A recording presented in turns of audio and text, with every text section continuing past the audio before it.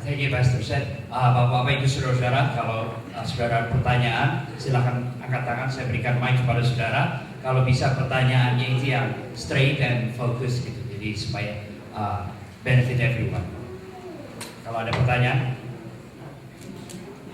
ada? Oh yes. Thank you for. I have a question. You said you get help for anyone who has been deported to fill this form. How do you have this person who already deported to Indonesia? How would we fill out the form from Indonesia? How do you have the person who already deported to Indonesia? To fill out the form? Yeah, when someone this person to fill out this form and this person already deported to Indonesia, how do you help this person so this person can come back to the United States? Right. There's a lot I don't know yet, okay? But this bill would be suggesting that folks could apply again for asylum if they had a case open. So I don't know the answer on that. And it's something that I will most certainly, be working on. But what we're saying is families should be together, and if they were filing a case that only lost because of the 1-year time bar on filing for asylum, they should be able to file again. So there's a lot of question there about how that would unfold. But the lawyer who I've been working with feels very confident that that section can be in there. It's not a very sufficient answer, but as I get that answer, I'll put it on the web. Yes, I have a friend. I mean, we have, I think, mostly kids here, our friends. They are not deported yet. I mean, but they're about to go to the higher court, so make money. So that's mostly the case. Is that qualified or not? Yeah. Once you've lost at the BIA, as I understand it, once you've lost at the BIA, you've got a final deportation order. You can continue to do motions. You can go to the 9th Circuit, but you're not really safe. ICE has no restriction against deporting you if you're at the 9th Circuit. And they don't do it too often, but you're on the short list once you're past the BIA.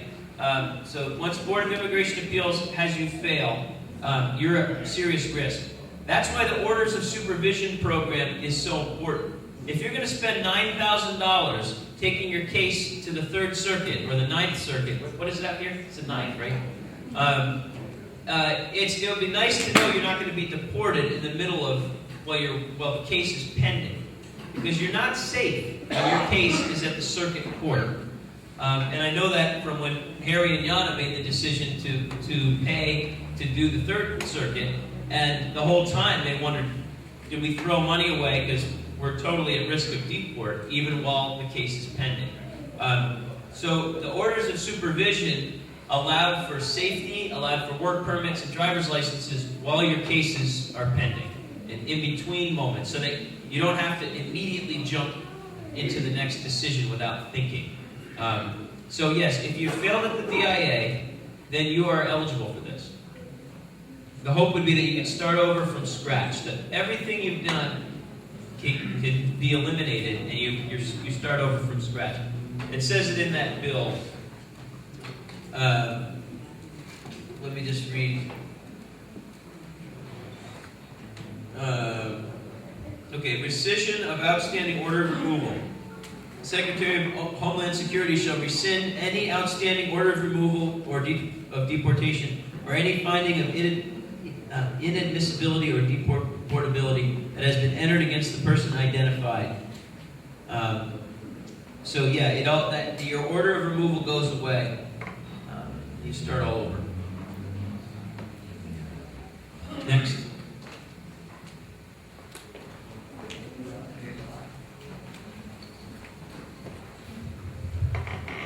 Hi. First of all, I'm talking for everybody here.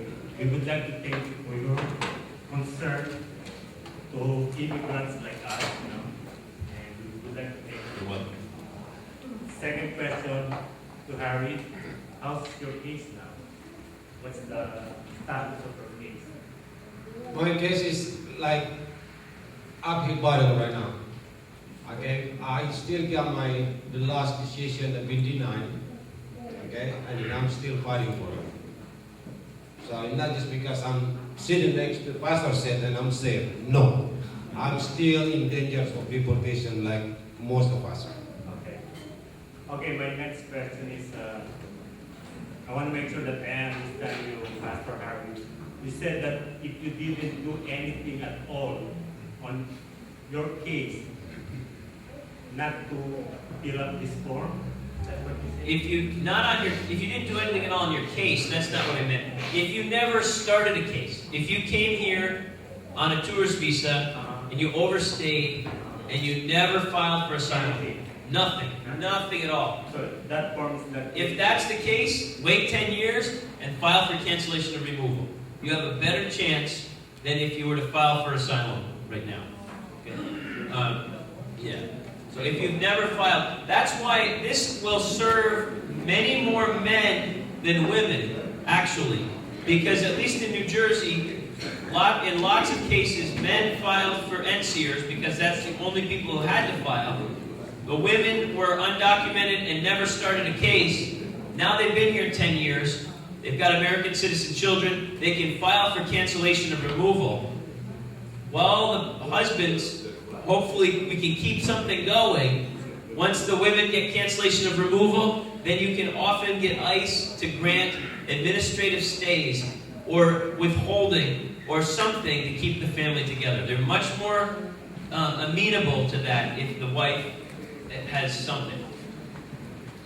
Ya, jadi ini program lebih baik untuk pria. Kenapa? Pendataan itu pada tahun 2002 adalah hanya untuk pria-pria, sehingga wanita-wanita tidak ikut dalam pendataan. Jadi waktu mereka tidak ikut pendataan, mereka punya nama, mereka tidak pernah buka kasus. Dan program ini adalah untuk orang yang pernah buka kasus di asylum, lalu sudah ditolak lagi.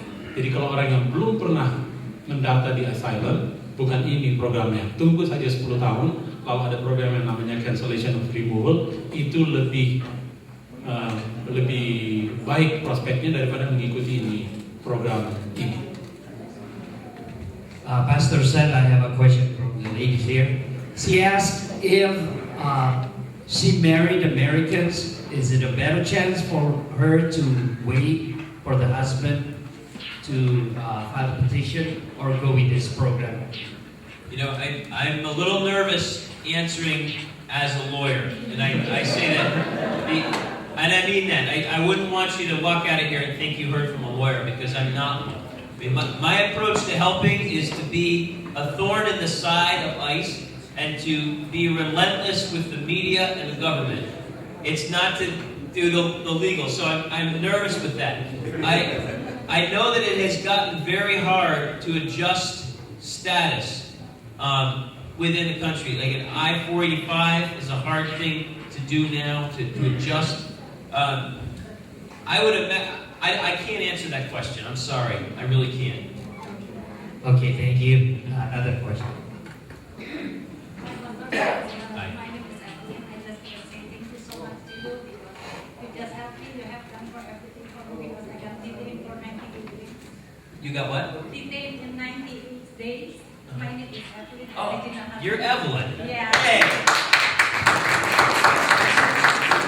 It's nice to meet the faces of the people that we've been working Thank you with. so much. I really appreciate what you have done for me. And thank you so much to God because it's very miracle for me because before they already deported me for 1 week, but you really helped me and I'm still here now. Man, you're welcome.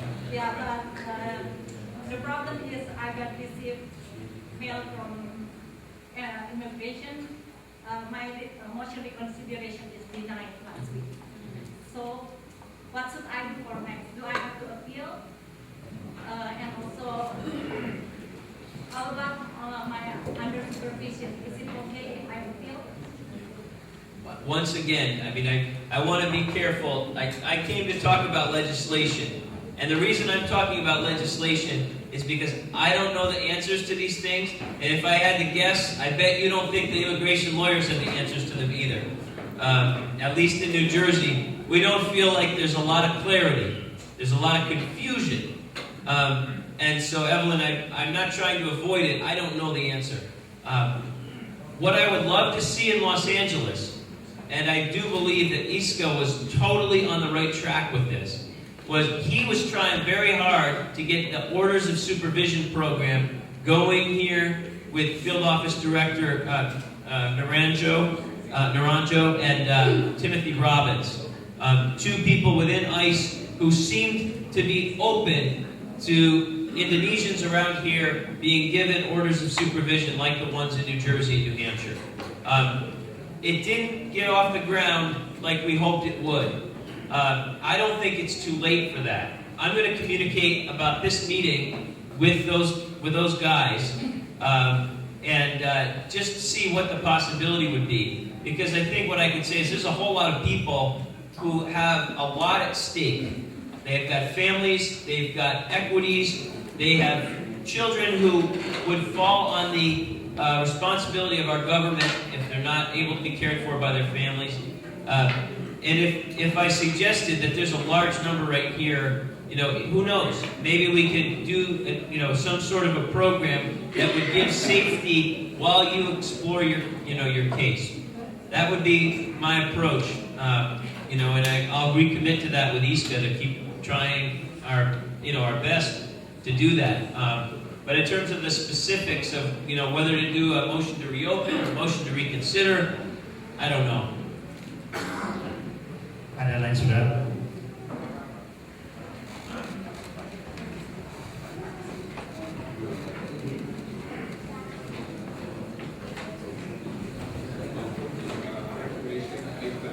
A little louder. Okay, I have a question. If the person in detention already, what can we do to help them get out? If there's a person in detention already, what can we do to help them get out? Here's my formula. Drive the field office crazy. Work tirelessly. Mobilize. If you're part of a church, get your whole church every Sunday to write as many letters as you can, and every day stick 30 of them in the mail. So that all week long, that office is full of letters. And then at the same time, have people calling Washington and expressing concern, calling the Los Angeles office and expressing concern, calling the local newspaper to write a story about the family that's just been broken up. Doing whatever you can to really get the word out. If you have American congregations that you're associated with, get some people with different ethnicities also supporting you, so that people can see that this Indonesian community is part of the community at large. If the individual works with folks who aren't Indonesian, have the non-Indonesians be writing from work. Just keep flooding, and request prosecutorial discretion. Discretion is the key word. It's nothing legal. ICE at any time can choose for humanitarian purposes to just decide not to act on their order. They can make that choice. That's their freedom, but they rarely do it. They'll do it with lots of pressure.